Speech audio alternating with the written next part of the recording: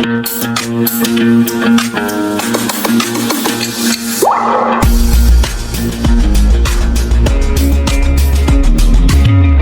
students, welcome to Career Defense School online classes. Students, in today's lecture we will discuss about RIMC exam December 2023. We'll discuss English portion of this exam बच्चे. So ये paper काफी easy था, बहुत ज्यादा difficult नहीं कह सकते, हाँ मॉडरेट था, बट ऐसा भी नहीं है कि हाँ इसे हम क्रैक नहीं कर सकते. हमें ऐसी सारी कोई भी चीज नहीं थी जो हमने नहीं की हुई यहाँ क्लास में, हमने सब डिस्कस किया हुआ था, तो काफी इजी पेपर लगा मुझे अकॉर्डिंगली, राइट. सो फर्स्ट जो सेक्शन ए है हमारा, we got a reading comprehension here. और सीधा कहें तो क्वेश्चंस के जो आंसर थे वो ऐसे थे कि परोसे हुए सीधे सीधे सामने, बस चेक करो और लिख दो वाली, राइट. जैसे फर्स्ट क्वेश्चन देखो हमारा क्या है, what is a coral reef and how it is formed. So answer इसका क्या होगा हमारे पास, देखो फर्स्ट लाइन में ही इसका आंसर गिवन है.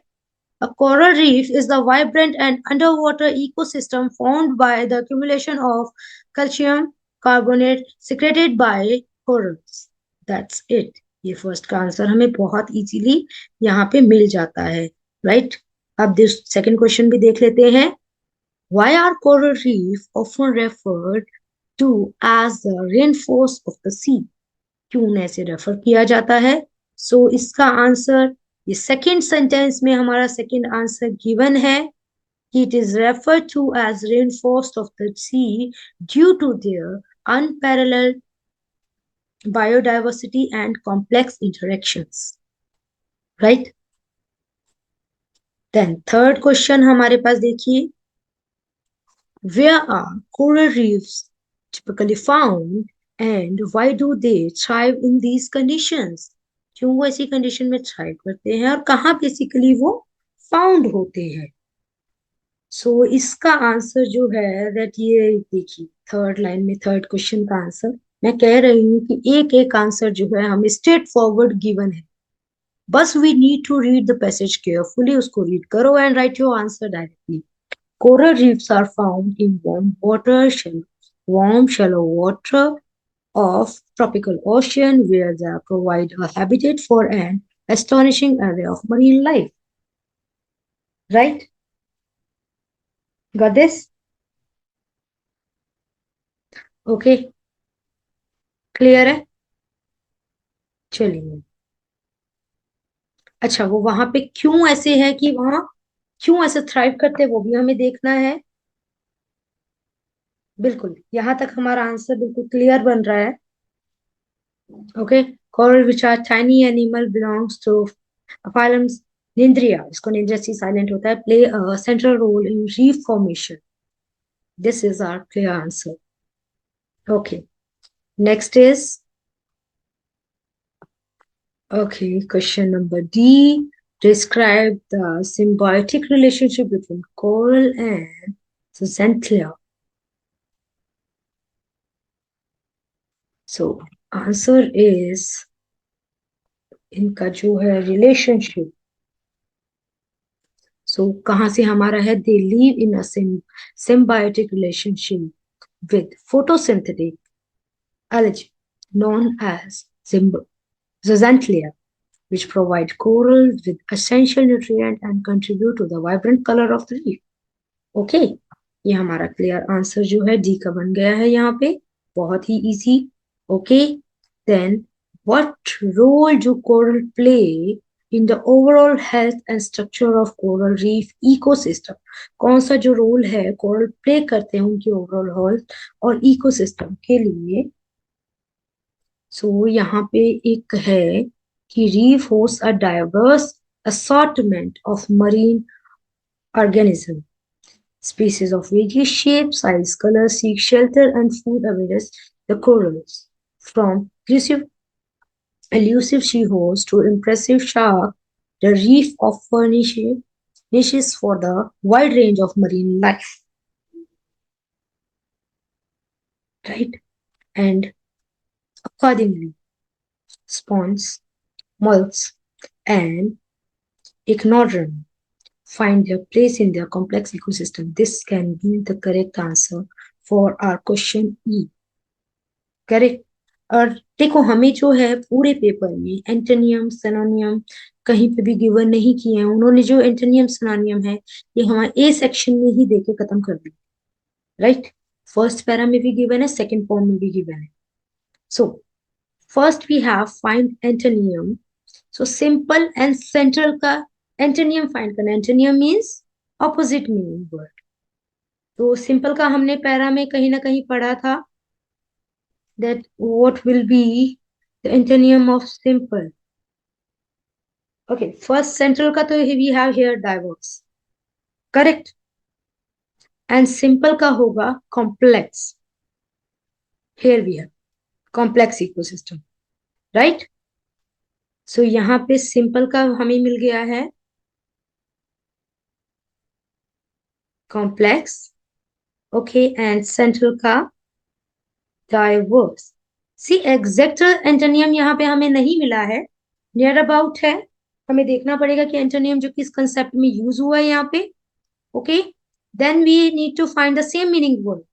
So finally का हमारे पास है eventually, right? Next fragile. Fragile का जो है थोड़ा सा हमें ढूंढने में मुश्किल होता है, क्योंकि उसका एग्जैक्ट नहीं है, डेलिकेट नहीं है, ठीक है, यहाँ पे वाइब्रेंट है, ओके। एंड चार्मिंग का लास्ट हमें पैराग्राफ में गिवन है कैप्टिविटी, ओके। किसी ने इम्प्रेसिव भी लिखा है तो भी ये सही है,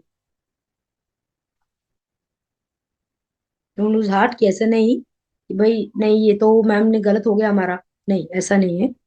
बहुत इजी था, आंसर्स जो है बिल्कुल सामने पड़े थे। अगर मैं एंटोनियम सिनोनिम की बात करूं तो भी बहुत इजी आए, right. Let's discuss question number 2. Question number 2 is a poem, so let's read this first. God must be regretting he created his favorite to spread his message on earth and be a servant to all. Man has proved him wrong. He wants to be nothing but taking, ठीक है, he is spreading the worst disease and it is shattering God's dream. Greed birth all the diseases that can poison any bone built around love and trust. Today man has been distanced from God. चलिए आगे देखते हैं। Greed has made man calculate profit and loss in everything that he does. God must be regretted. बहुत ही अच्छी point given है ये यहाँ पे। सबसे पहले तो टाइटल की अगर मैं बात करूं, फर्स्ट क्वेश्चन ही यही है, give the suitable title to the point. So suitable title हम जो दे सकते हैं वो क्या है, गॉड्स रिग्रेट, ये the wise the human wise like this, कोई भी हम दे सकते हैं, बहुत अच्छा है। गॉड्स रिग्रेट जो है ये सही बन जाएगा। नेक्स्ट हमें पूछा गया है, are personification and metaphor used in poem? First of all, we need to know that what is personification and what is metaphor. Personification means जैसे नॉन लिविंग थिंग्स होती है उनको एज पर्सन टू है treat किया जाता है in any writing style, ठीक है। Then metaphor is a direct comparison without using as और like, correct. So we need to find where the personification has used, तो देख लेते हैं कहाँ पे है। जैसे God must be regretting he created his favorite to spread the birth on to spread his message on earth and be a servant to all. First of all, be a servant. Servant बनना, it's a direct comparison. Direct मतलब role बता दिया कि भाई ये उसके जैसा बनना है, राइट, करेक्ट। तो ये हमारा मेटाफर बनता है, okay, this is metaphor. Then हमारे पास आ जाता है कि greed birds all the disease. Greed bird दे सकती है नहीं ना, ये यहाँ पे क्या है, पर्सोनिफिकेशन है। Greed birth all the diseases that can poison any bond, right. Next और भी है हमारे पास यहाँ पे, which is which is in the last paragraph. Greed has made man calculate profit and loss. Greed सिखाता है, हाँ कह सकते हैं, but greed is not a person who can taught the thing, who can teach the things, right. So ये हमारा metaphor personification 2 marks का था, बहुत इजीली इसको आंसर किया जा सकता है। What is the central idea of the poem? क्या सेंट्रल आइडिया, इसको पढ़ने से क्या समझ आया कि God created human to spread love, But basically, what human is doing? Human is only spreading hatred and segregation. ठीक है, so God is basically repenting on his decision. Correct? तो ये इसका सेंट्रल आइडिया बन जाएगा बहुत easily. Then next, identify word and phrase that are where there may be error in the point. मे भी बोला कि मे बी एरर हो, ऐसा कोई देख सकते हैं. इफ पॉइंट फॉर्मेशन में हो सकता है कि एग्जैक्ट ग्रामेटिकल टर्म ना यूज की गई हो, तो हम वो हमारा एरर टर्म बन सकता है. जैसे हम यहाँ कह सकते हैं want to be nothing but taking. Correct? Okay. ये built around love and trust. ये मतलब यहाँ पे हमें कुछ कुछ एरर नजर आ रहा है. करेक्ट? सो ये हमारे आंसर बन सकते हैं दोनों. ओके. या फिर in everything that he does God must be regretting. यहाँ भी हमारे थोड़ा इम्प्रूवमेंट की चॉइस है, चांसेस है. Next, what kind of person do you think the poet is? किस तरह का पर्सन आपको पढ़ने से कैसा लग रहा है? ये पोएम पढ़ने से लग रहा है कि वो ह्यूमैनिटी को बहुत पसंद करता है पर्सन. ठीक है. और जो ह्यूमन, जो आज के ह्यूमन है, what they are doing, they are spreading hatred.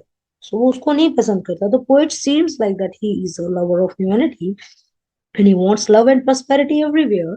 He wants a world without greed, right? God has sent the human to spread love, but he's doing the opposite of that.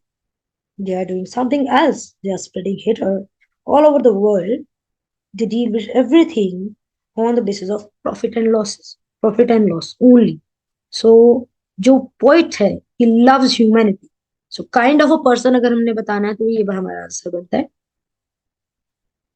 कि he want peace everywhere, he want prosperous everywhere, prosperity everywhere. तो ये हमारे answer में रह सकते हैं. Then हमारे पास है अगेन एंटोनियम, रिस्ट्रिक्ट. रिस्ट्रिक्ट का ऑपोजिट हमारे पास है, वी कैन सी. रिस्ट्रिक्ट माने बांध लेना किसी चीज को. इसका ऑपोजिट होगा spread. Right? Next, destroy. So वो सेकेंड लाइन में ही है. क्रिएटेड और बिल्ट भी हम कह सकते हैं, but created is more appropriate. Right? दोनों ठीक है. ओके. नेक्स्ट बच्चे, next we have writing section. Question number 3. Like you are Gargi Sharma, a student of class 9 and residing in Chandigarh. Where write a letter to the editor of the Hindu. Hindu यानी कि जो हमारा हिंदू जो newspaper है, जिसके जो आपने लिखना होगा जहाँ सिटी, तो वो चेन्नई लिखा जाएगा. ठीक है. Okay. To the future you envision for India in 2030. ठीक है. 2030 में से कि भाई इंडिया कैसा आप देखना चाहते हैं 2030, उसके बारे में आपने द हिंदू के जो एडिटर हैं उनको आपने अपने व्यूज लिखने हैं. तो कैसा हमारा इंडिया हो सकता है इन 2030, विल डिस्कस.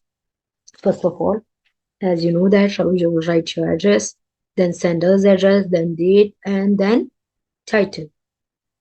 ठीक है. सुटेबल टाइटल जो भी रहेगा हमारा, सब्जेक्ट जो बनाएंगे, सब्जेक्ट लिखेंगे हम. ठीक है. तो okay, future and vision for India in 2030 हम लिख सकते हैं. My future and vision for India in 2030. Okay. ये हमारा सब्जेक्ट बन जाएगा. Then first of all you will introduce yourself that you are Gargi, student of class 9 Chandigarh. उसके बारे में बाद में आप अपने जो है body of the letter start करोगे, जिसमें यू कैन राइट कि I see India that may lead the world in almost every category, the most populous nation, the most, इन सब चीजों के बारे में बात कर सकते हैं. Most population nation, okay, the most college graduates, the largest middle class and the most cell phone and internet user, along with the third largest military and third largest economy and the world largest democracy. Correct? कि ये कितना अच्छा हो सकता है अगर ये सारी चीजें बहुत अच्छे से जो है इनको हम अच्छे से इनको यूज करें, इनको अच्छे से इनको थोड़ा विजन दें, सही तरीके से सही डायरेक्शन दें. तो ऑफ कोर्स इन 2030 हमारा इंडिया बहुत अच्छा बन सकता है. तो ये सब अपने अपना विजन जो है, इन पॉइंट्स को ध्यान में रखते हुए आप अपना लेटर लिखेंगे. Right? And then you will conclude and जो लास्ट में योर्स रिगार्ड्स एंड सॉरी लिख के योर्स ओबीडिएंटली एंड कंप्लीट करें। नेक्स्ट आपको है आर्टिकल। आर्टिकल आपने लिखना है 175 वर्ड्स का, exploring the rich culture diversity of India. Okay, सब बच्चों ने आई गेस ये पढ़ा हुआ है, right? Correct. A journey through festival and tradition की इंडिया में कैसा, आपको सबको पता है, ये बहुत ही एक ऐसा कॉमन टॉपिक है जो जिसके बारे में हम बहुत छोटे से पढ़ते आ रहे हैं, कि cultural diversity in India. Correct, कि India is a diverse country. Okay and मतलब बहुत सारे अलग अलग कल्चर है हमारे पास, and the custom, tradition, food, religion, dance differ from place to place within the nation, right? The diversity in India culture is known across the world. अब यहाँ पे किस किस चीज में डाइवर्सिटी देखने को मिलती है, हम उस चीज को भी जो है लिख सकते हैं। Like India is multi ethnic, multi culture, multi lingual, multi religion society. People in India speak different languages and have diverse lingual tone. अब language like Hindi, Gujarati, English, Tamil, Sindhi, Punjabi, Marathi, Sanskrit et cetera, there are so many language. ठीक है, उनके बारे में जो है आप बहुत ही अच्छे से लिख सकते हो। मतलब जस्ट वर्ड लिमिट 175 की कही है, अदरवाइज तो इसमें बहुत कुछ लिखा जा सकता है। करेक्ट, तो होप सभी ने किया होगा ये। 15 मार्क्स का है, बहुत अच्छा टॉपिक दिया इन्होंने। देन क्वेश्चन नंबर 5, आपको एनी वन पैराग्राफ करना था, राइट? करेक्ट, कोई भी, like action speaks louder than word, तो हम इसके बारे में बहुत अच्छे से जानते हैं। करेक्ट, कि एक्शन ऐसे करो कि आपको वर्ड से कहने की जरूरत ना पड़े, कि क्या क्या कि मैं ये कर रहा हूँ नहीं। इसके बारे में हमने बहुत क्लास में डिस्कस भी किया है। द वैल्यू ऑफ रिजर्वेंस भी ठीक है, it's better to travel than to arrive, has its own taste, it has its own, like अपना एक मजा है इसको कि ट्रेवल करने का, it's better to travel than arrive, right? ये बहुत इंटरेस्टिंग चीज लिखने को मिल सकती है, बट आई होप आपको थोड़ा सा डिफिकल्ट लगा होगा, तो ये तो बहुत दो इजी थे that you can write. Okay, कि प्रिजर्वेंस की क्या वैल्यू है, and action speaks louder than word. Then हमारे पास question number 6 is the picture composition, जो हमने बहुत बार किया हुआ है, इवन ये हमने जो हमारे टेस्ट थे उनमें भी किया हुआ है, राइट? कि as we can see in this picture there is a volleyball match, दो टीम्स हैं। तो हाँ, इसमें हम स्टोरी ऐसा बिल्ड कर सकते हैं कि दो टीम है, उनमें से एक टीम जो है थोड़ा अच्छी है, एक टीम जो है ऑन एन एवरेज है। सो उनमें कॉन्फिडेंस आ जाता है, ओवर कॉन्फिडेंस आ जाता है। और जो सेकंड टीम है वो ऑफ कोर्स वो वर्क हार्ड कर रहे हैं, धीरे धीरे धीरे धीरे दे आर इम्प्रूविंग देमसेल्फ। ठीक है, और इन अ वन टूर्नामेंट जो स्ट्रॉन्ग टीम है, ड्यू टू ओवर कॉन्फिडेंस, जो वीक टीम है उन्हें हरा देती है। We can build a story like this. अच्छा, आप इसके अंदर किसी एक पर्टिकुलर कैरेक्टर की स्टोरी बिल्ड करना चाहते हो, वो भी कर सकते हो। ठीक है, होप ये हमारा बी सेक्शन यहाँ तक था, फिनिश हो गया। Now we will discuss section C. Okay students, let's start discussing about the section T which is grammar. ये हमें 50 मार्क्स का आया था। फर्स्ट जो क्वेश्चन है यहाँ पे, क्वेश्चन नंबर 7, वो हमारा है डू एज डायरेक्टेड, मीन जैसा हमें कहा गया है वैसा हमें ट्रांसफॉर्म करना है सेंटेंस को। करेक्ट, सो फर्स्ट क्वेश्चन है हमारे पास कि transform the sentence into a complex sentence. यहाँ पे कॉम्प्लेक्स में चेंज करना है। कॉम्प्लेक्स क्या होगा? वो वाला सेंटेंस जिसमें हमारे पास दो क्लॉज होंगे। ठीक है, one main clause and one subordinate clause, right? तो यहाँ पे क्वेश्चन गिवन है, only the most obedient student in the class can do this work. ठीक है, तो ओनली से स्टार्ट है, दैट मीन अब यहाँ पे ट्रांसफॉर्मेशन में हमने पढ़ा, नॉट ओनली से तो नहीं स्टार्ट करेंगे, नन बट से नहीं करेंगे, राइट? नन बट से नहीं करेंगे, कुछ और बन जाएगा फिर तो ये। तो हमारा आंसर क्या बनता है, हम यहाँ लिख ले। ठीक है, ओनली से ही स्टार्ट करेंगे। Only the student,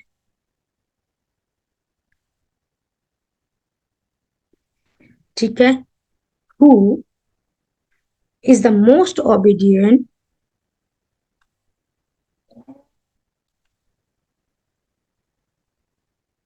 right?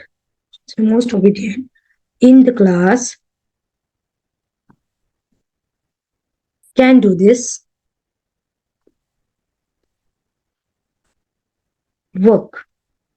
ये हमारा एक क्लास, राइट। ये हमारा सबऑर्डिनेट बन गया कॉम्प्लेक्स। कॉम्प्लेक्स में हमें दो तरीके के चाहिए थे, दोनों हमने बना लिए। Next B. बी क्वेश्चन में क्या है? Change turn the sentence into compound sentence. अब क्या करना है? कंपाउंड सेंटेंस में चेंज करना है। कंपाउंड सेंटेंस मींस, क्वेश्चन क्या गिवन है पहले ये देख लेते हैं। Yesterday being a pleasant day we decided to go out. Okay, compound यानी कि फैन बॉय। फैन बॉयज वाला जो रूल है वो हम अप्लाई कर सकते हैं। मीन्स कंजंक्शन चाहिएगा हमें कंपाउंड बनाने के लिए। ठीक है, तो हम जिन जिन बच्चों ने यहाँ पे सो या फोर यूज करके सेंटेंस फॉर्म किया है that will be correct of course, right. So we can write it was a pleasant day.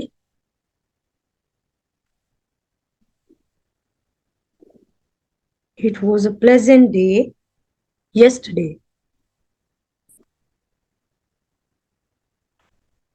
So we decided to go out. Right? अच्छा, हमने सो से बनाया है. You can also form with the help of for. Right? Next. C is rewrite the sentence as a simple sentence. See, simple sentence बनाना है. Okay? यहाँ पे question है we do not know where your brother and his friends are. See, अता पता नहीं है। अब हमें ऐसे करना है कि अबे मुझे उसका पता ही नहीं है कि किधर है। पता ही नहीं के लिए हमारे पास एक बढ़िया वर्ड है वेयर अबाउट्स। ठीक है, सो हम कह सकते हैं that we don't no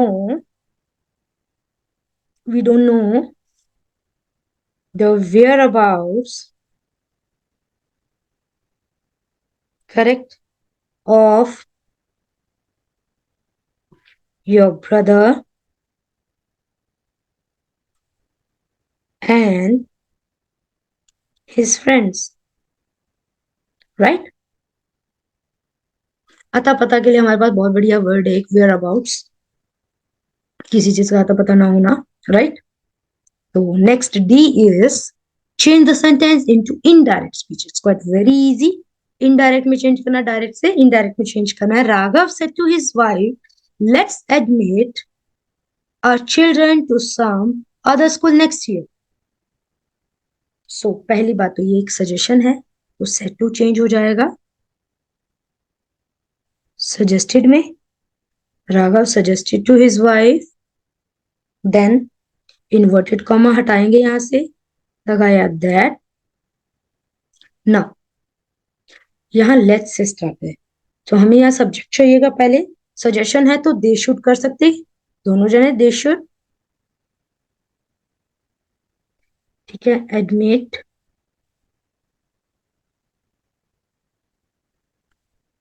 their children, are का हो जाएगा ना देयर चिल्ड्रन, करेक्ट, क्योंकि सब्जेक्ट के अकॉर्डिंग चेंज कर रहे हैं, to some other school.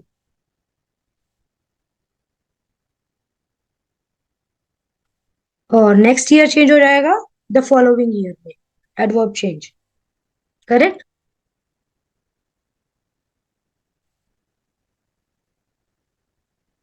Done. Next, okay, next हमारे पास है E, convert the sentence into direct speech. That mean ये हमारा इनडायरेक्ट है, इसको डायरेक्ट में चेंज करना है। Sushila asked her husband if he had met her father the previous year. So first of all, previous day जो है, previous day change हो जाएगा yesterday में। Then interrogative बनाना है ना। if और asked है तो करेक्ट, asked का set to कर देंगे हम, simple simple. Inverted comma if remove कर देंगे। Now had plus verb third form में, इनडायरेक्ट में, तो इसका डायरेक्ट में क्या होना चाहिए? Simple past. सिंपल पास यानी कि वर्ब का सेकंड फॉर्म। नाउ इंट्रोगेटिव बनाना है तो that mean did plus subject plus verb का फर्स्ट फॉर्म लगाएंगे, कुछ ऐसा, करेक्ट। तो ये चेंज हो जाएगा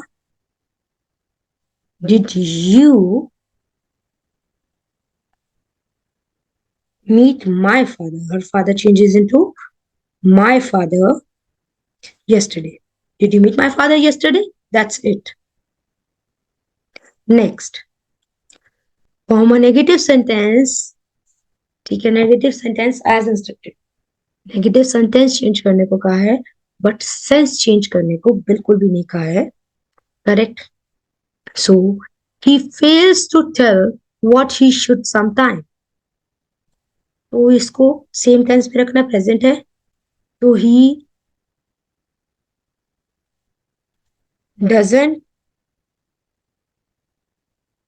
okay, he doesn't tell, fail हट जाएगा. He doesn't tell what he should sometime as it is. बस इसमें चेंज करेंगे डजंट का, जो डज क्यों लगाया, he third person singular number तो डजंट टेल कर दिया प्रेजेंट इंडेफिनिट में. He doesn't tell what he should sometime. Right, negative form हो गया. बहुत इजी है.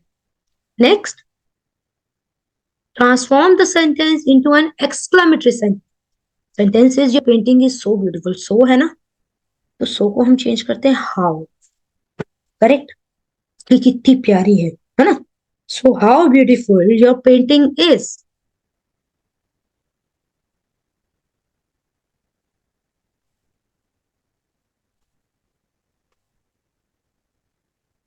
Correct, how beautiful your painting is. ये हमने बहुत बार किया होगा. राइट, कोई ऐसा क्वेश्चन नहीं आया जिसका हमने जिस तरीके से नहीं किया. ये हमारे प्रीवियस ईयर में भी ये सेम ऐसा क्वेश्चन आया हुआ है. Revise the sentence into the positive. Means आपने इन्होंने नो सूनर दे दिया. No sooner did the watchman arrive than he run away. तो हमें पता है कि नो सूनर का अफर्मेटिव क्या होता है, as soon as. As soon as के साथ देन नहीं लगता, तो हम जब इसको चेंज करेंगे we will remove then. So answer will be as soon as the watchman arrived,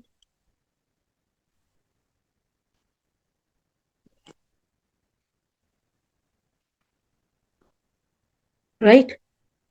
Next, he ran away. As it is, past है ना, so he ran away.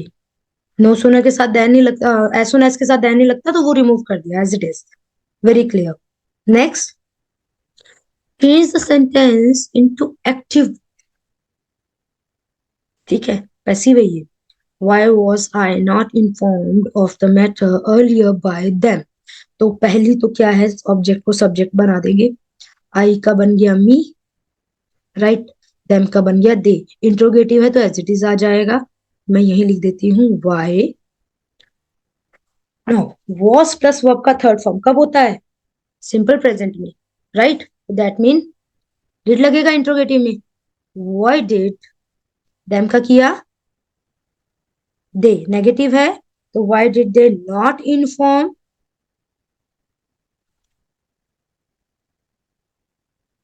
Me then of the matter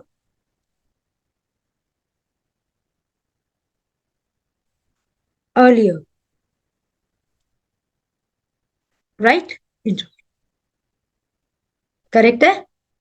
next, convert the sentence into passive voice. It's quite very easy. I don't know that he was your friend. So that जो ये है, हमें यहाँ पे क्या है, सब्जेक्ट बनाना है, तो हम यहाँ पे कुछ इट लगा सकते हैं. It was not known to me. It did not plus verb का फर्स्ट फॉर्म है, तो was verb plus not plus verb का थर्ड फॉर्म हो जाएगा. It was not, नो का third form known, preposition use to, I का बना me. ठीक है, then that he was your friend. बस as it is.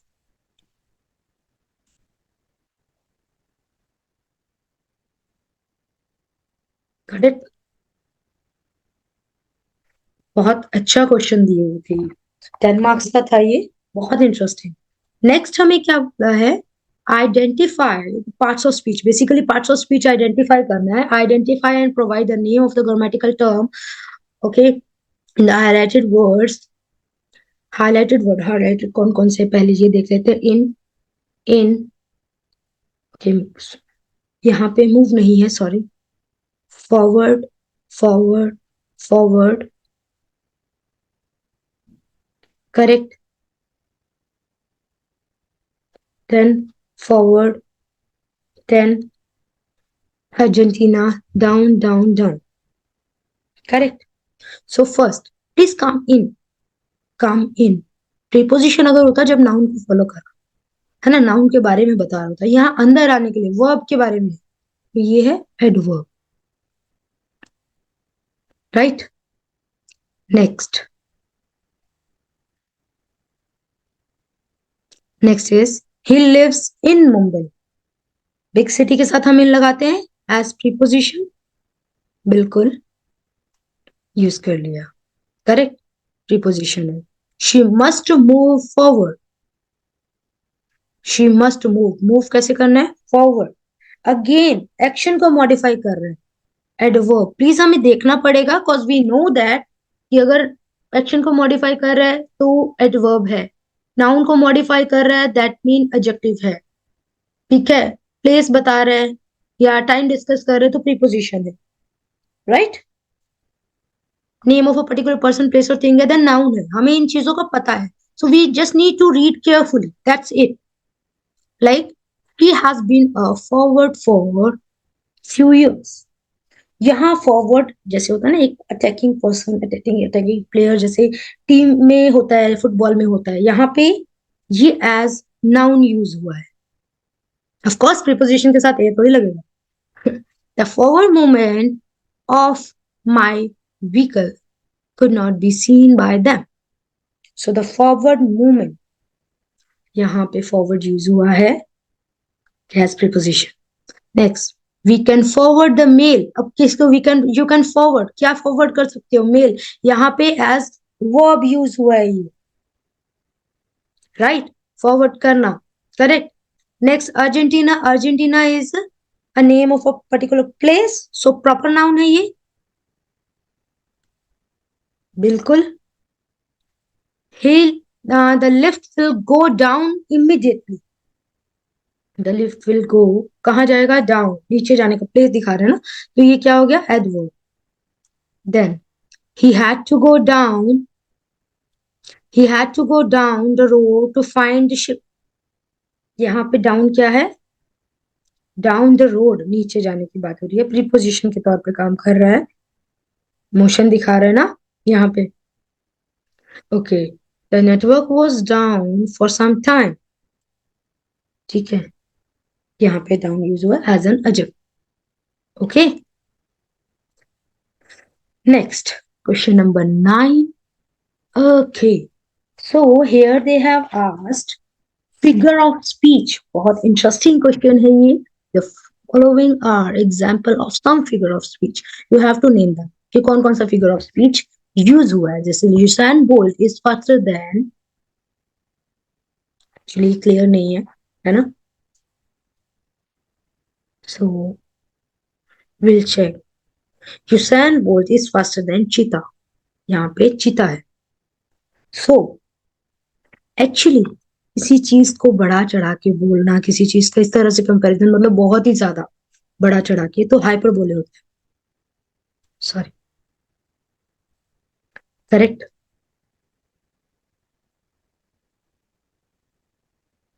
Next, Prakash is the Virat Kohli of our class। This is a direct comparison। प्रकाश का किसके साथ, विराट कोहली के साथ। Without using as or like, अगर डायरेक्ट कंपैरिजन है then it will become metaphor। बहुत बार class में हमने ये बात की है, correct. Next, Virat Kohli is not a bad cricketer. See, सीधा भी कह सकते थे Virat Kohli is a good cricketer, पर हमने इसको नेगेटिव कहा जिसका इम्पैक्ट पॉजिटिव रहेगा, राइट। इसे रिटॉर्ट्स बोलते हैं, ठीक है, अच्छी बात को नेगेटिव में कह के बोलना जिसका इम्पैक्ट पॉजिटिव आए, right. He is as old as your father, देखो एज यूज हुआ है, एकदम सिमिलैरिटी दिखा रहे हैं हम. So simile. she shall she sells by the she so. देखो एस एस एस रिपीट हुआ. This will become alliteration, repetition of the same sound. करेक्ट. ये हमने सारे किए हुए हैं, ऐसा नहीं है कि कहीं भी बताए नहीं गए हैं आपको. Next question number 10. Right the idiom phrase और फ्रेजल वर्ब. अच्छा, कोई भी इडियम भी लिख सकते हो, फ्रेज भी लिख सकते हो, फ्रेजल वर्ब भी लिख सकते हो, जो कि इस पर्टिकुलर एक मीनिंग के लिए यूज हो. जैसे हम कहते हैं टू बी सरप्राइज के लिए हम कह सकते हैं jump out of one skin. Jump out of one skin. Okay. Bolt from the blue भी कह सकते हैं, विच मीन्स एक्सट्रीमली सरप्राइज. अच्छा, फ्रेज अगर यूज करना है मुझे तो क्या करेंगे? Taken up. Taken a bag. तो आप इनमें से कुछ भी लिखा होगा तो सही होगा. Next is resemble. मतलब टू बी लाइक समवन, किसी के जैसे होना, है ना. Take after. Correct. Next postpone, delay करना, तो पुट ऑफ. पहला तो एक यही बन जाता है, बहुत ही इजी. जिस पुट ऑफ. ओके. इडियम अगर मुझे कहना है तो हम कहेंगे हैंग फायर. पोस्टपोन करने का. Okay. Next is camel. Camel माने कौन होता है? A ship of the desert. A ship of the desert. Right. Next chase, पीछा करना. So we can say run after. Correct. a wicked person who pretend to be a friend, मतलब भेड़ की खाल में भेड़िया वाला, हिडन एनिमी, है ना. तो उसके लिए अगर मैं इडियम यूज करना चाहूं तो मैं कौन सा करूंगी? अ snake in the grass. A snake in the grass. या इम्पोर्टर भी कह सकते हैं हम. इम्पोर्टर या फिर फ्रेनेमी कह सकते हैं. Correct. Next a person who spoils others happiness, मतलब दूसरे की खुशी देख के खुश ना होने वाले ऐसे इंसानों को क्या कहते हैं? First of all party pooper, then wet blanket.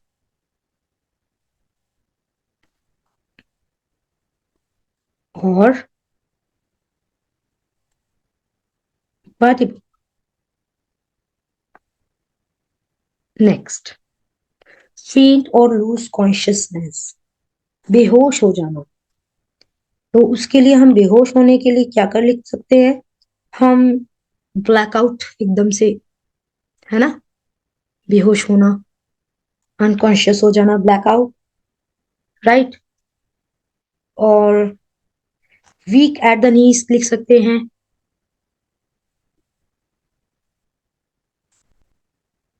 Week at the knees. Correct. Pass out भी लिख सकते हैं. Remember. Remember think of. Think of कर सकते हैं, रिमेंबर याद है ना. Bear in mind. We can also write this. Trip down.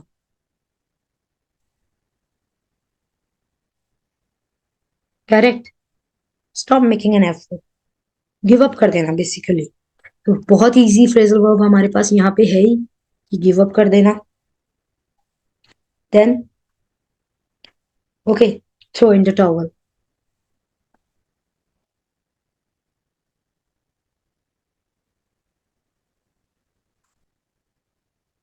Correct.